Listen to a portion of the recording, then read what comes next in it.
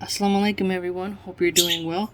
We're continuing our reading of St. Thomas Aquinas' Summa Theologica. He is one of the world's most renowned theologians and philosophers in world history.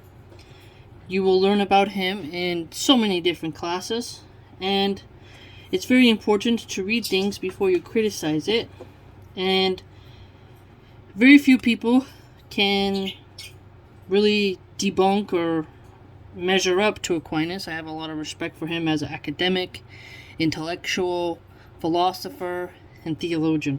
So we are in question 4, and we're in the first article. Question 4 is regarding the perfection of God, and it is in 3 articles. Go ahead and listen to this as you're driving, you're on the train, washing the dishes, whatever it is you're doing. Let's begin. We proceed thus to the first article. Objection 1. It seems that perfection does not belong to God. For we say the thing is perfect if it is completely made, but it does not befit God to be made. Therefore, he is not perfect. Now, what's clever about this is that, okay, do you see the reasoning here? It says something that is made has the emphasis of perfection, because when you make something, you make it perfect. But the funny part is that anything that is made in and of itself can't be perfect. You can make a perfect ceramic, but someone might say this ceramic isn't up to par for what I have as a standard of perfection, right? Whereas a subjective form of beauty, someone would say this is perfect. Other people would see a defect. Or even with the woman's body, oh, she has nice legs. Oh, actually her legs are too skinny. Or her legs are too thick. So perfection in and of itself we know is subjective, right? Even if we have certain standards. So you can make something appear to one person perfect but not the other. But what's clever about this is that this objection, of course we as Muslims know God is perfect. But what's interesting is just the way in which the logic this person used. That in and of itself is very interesting rhetoric. Okay, so the reply to objection 1 is that, as Gregory says, Moral verses 26-29, though our lips can only stammer, we yet chant the high things of God, for that which is not made is improperly called perfect. Nevertheless, because created things are then called perfect, when from potentiality they are brought into actuality. This word perfect signifies whatever is not wanting in actuality, whether this be by way of perfection or not. Now this is interesting too. Perfection stemming from something that is not wanting in actuality. Now, we know that according to Aquinas, God is already an absolute, right? So that in and of itself can tell us that God isn't wanting of anything. So therefore God is perfect. Because if you have this state of potentiality, that would mean that you can make something perfect that isn't already. But God has to be perfect already. So God is already perfect.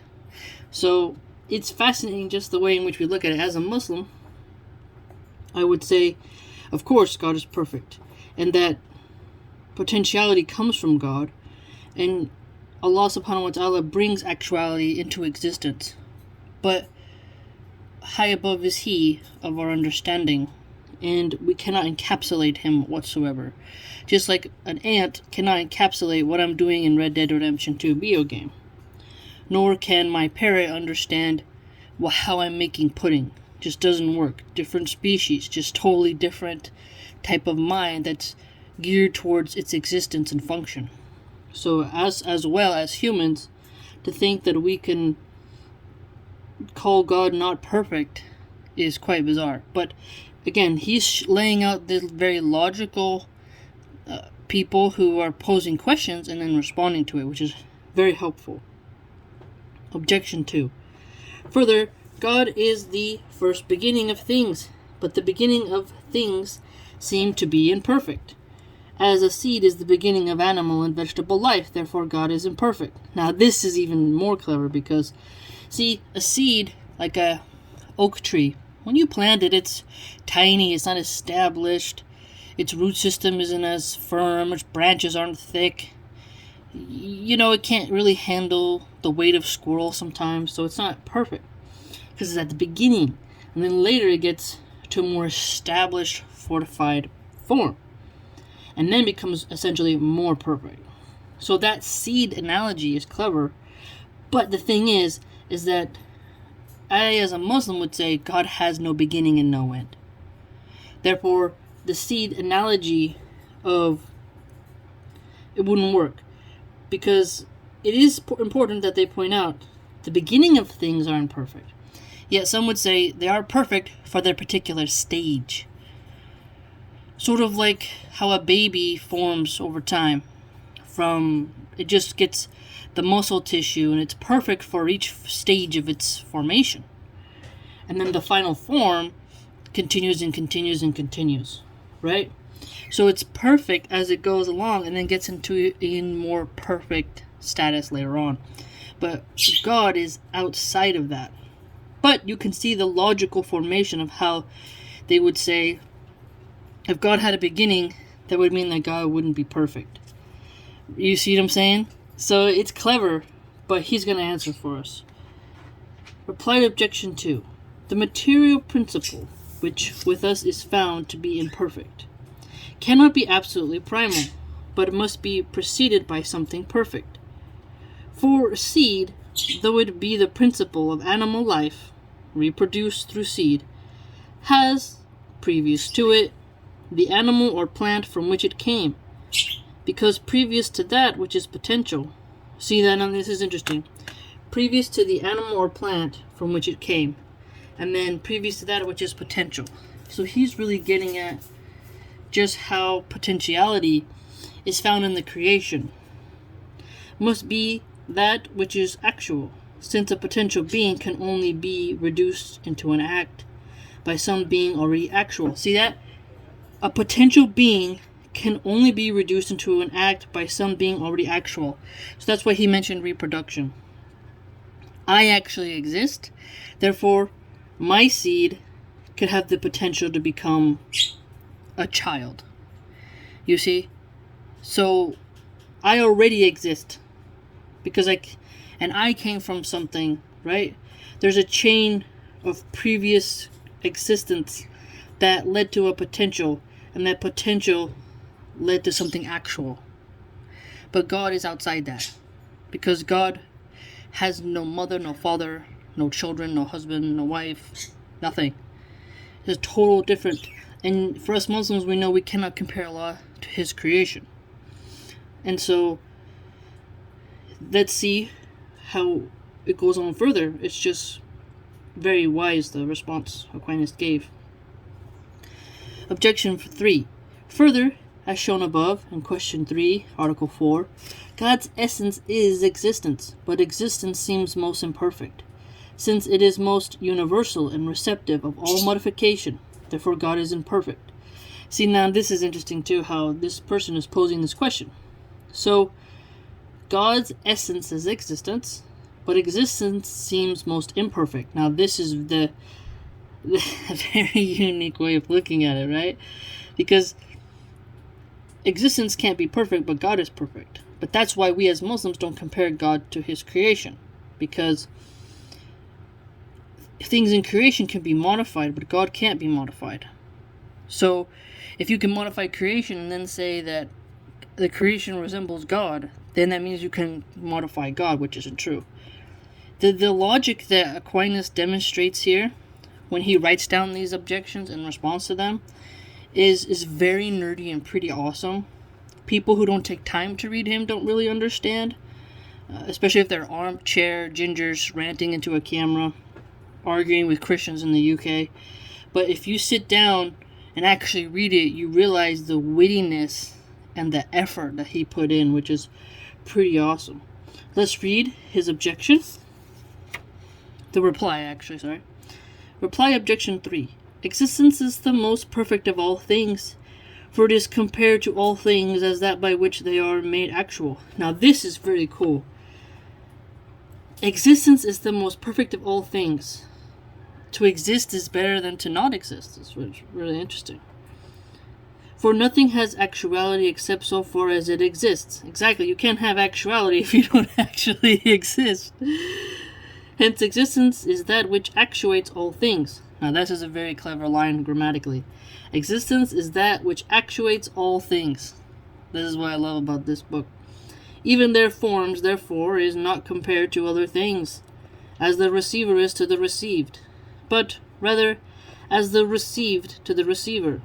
When therefore I speak of the existence of man or horse or anything else, existence is considered a formal principle. So notice this, existence is considered a formal principle and as something received. Existence is something received, he's arguing. So what is existence? A formal principle, something that's received, and not as that which exists. Now that's interesting because existence is not just that as exists, but it is something actual. When something actual is also something that exists. It's really awesome. Okay. On the contrary, it is written, be you perfect as also your heavenly Father is perfect. Matthew 5:48. I answer that, as the philosopher relates, Metaphysics XII, some ancient philosophers, namely the Pythagoreans and Leucippus, did not predicate best and most perfect of the first principle. The reason was that the ancient philosophers considered only a material principle. So here he's talking about a material principle, and a material principle is imperfect. Ooh, spicy. For since matter as such is merely potential. So he's arguing that matter is merely potential, because matter can change, right? And potentially changes something else. This first material principle must be simply potential, and thus most imperfect. So matter is imperfect because it has simple potential. And remember, God is not matter. Remember, make sure you understand what I said. I'm not saying God doesn't matter. I'm saying that he's arguing God is not matter of itself. You see matter? I hope you get what I'm saying. Now, God is the first principle, not material. Exactly. But in the order of the efficient cause, which must be most perfect. For just as matter, as such, is mere potential. So here, you see another really interesting point, is that matter is merely potential. But remember, he's argued God is not potential because God already exists. There's nothing lacking in God. So God, therefore, cannot have potential. You see? Hence, the first active principle must needs be most actual, and therefore most perfect. So God has to be perfect because God has to be the most actual. And since God is the most actual, he's also the first active. So he's the first active principle, and therefore cannot be a material principle, because the material principle is simply potential, which is imperfect. I hope you understood. For a thing is perfect in proportion to its state of actuality. That's a very good point. Because we call that perfect which lacks nothing of the mode of its perfection. True. Brilliant.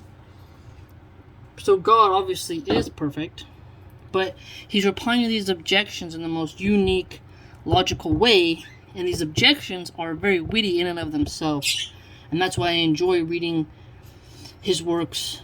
It's just amazing, so worthwhile. If you're going to argue with Christians and you think you're a big tough guy, read their documents, read their stuff, and then speak to them, and then have some authority. You know, an Aquinas philosopher or Aquinas theologian isn't like talking to someone in Speaker's Corner, because they're really fully trained. It's just fascinating. Hope you enjoyed. I know I did. See you next time.